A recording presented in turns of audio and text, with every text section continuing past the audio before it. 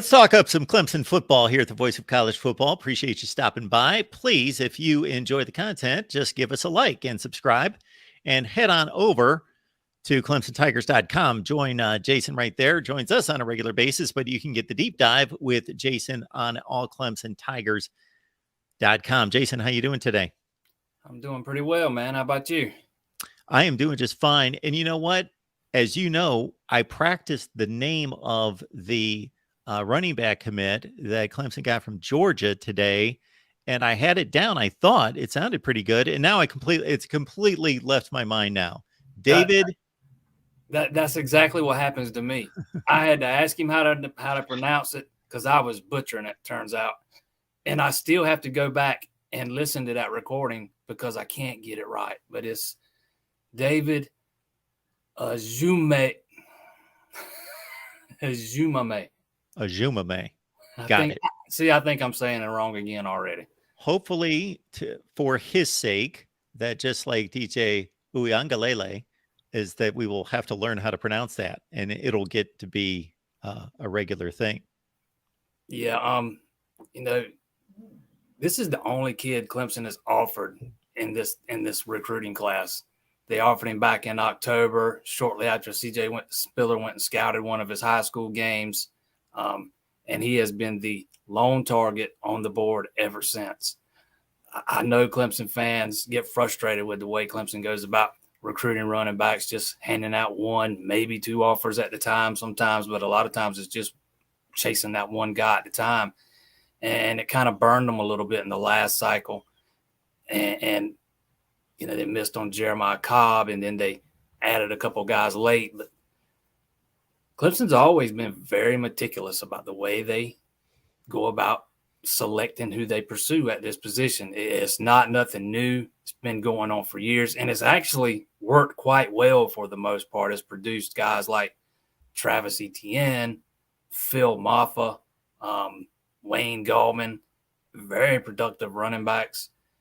I think some fans get it in their heads that Clemson signs these high 4- and 5-star backs every recruiting cycle. And that's just not the case. Outside of Will Shipley and DeMarcus Bowman, who was only on campus for a couple of games, Clemson's kind of settled for those lower 4-star guys and maybe even a little bit lower, and just done an excellent job of developing them. I think the addition of Eziomume gives Clemson a very young, a solid young stable of backs behind Shipley and Maffa.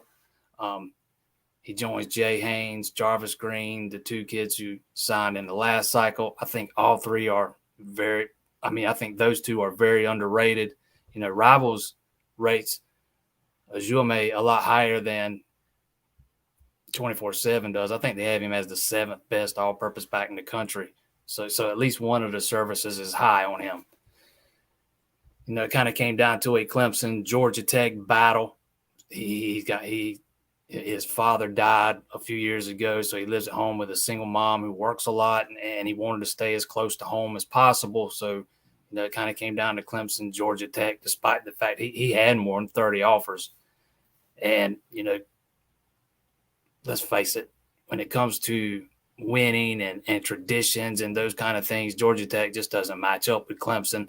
Culture resonated with him, and that Clemson wins out in this one. Yes, David Ezioumume is the 41st rated player according to 247 Sports in the state of Georgia, and 27th at his position, number 335 overall at 6'1", 205. I had looked up some stats on Max Preps. They did not have his 2022 stats there. He was seldom used in 21. I shouldn't say seldom used, but you could tell he wasn't like the main guy there as a sophomore. 18 carries, $136, 7.6 per carry with 12 catches out of the backfield. But again, I'm sure that he got a ton of run here in this past football season in Georgia. All right, we got Jason. I was going to say, yeah, he was very productive last year. I don't have his numbers right in front of me, but he's a kid that he can run between the tackles. He can run outside. He catches the ball at the backfield. He does a little bit of everything. I really like this kid, and putting him with the two they signed last class, I think Clemson is setting themselves up well for the future at running back. And for all those people that down in the comments are going to correct me on Uyangalele and the way I pronounced it the first time when I was trying to make a point about being able to pronounce it now when we couldn't like 2 or 3 years ago, I understand that I put the wrong emphasis even on the last syllable there. So I wanted to correct it. Yes, I do know how to spell or pronounce DJ's last name, and we'll do so correctly talking about Oregon State in the future. But I think Jason and I have probably said his name maybe for one of the last times, but we wish him well, of course.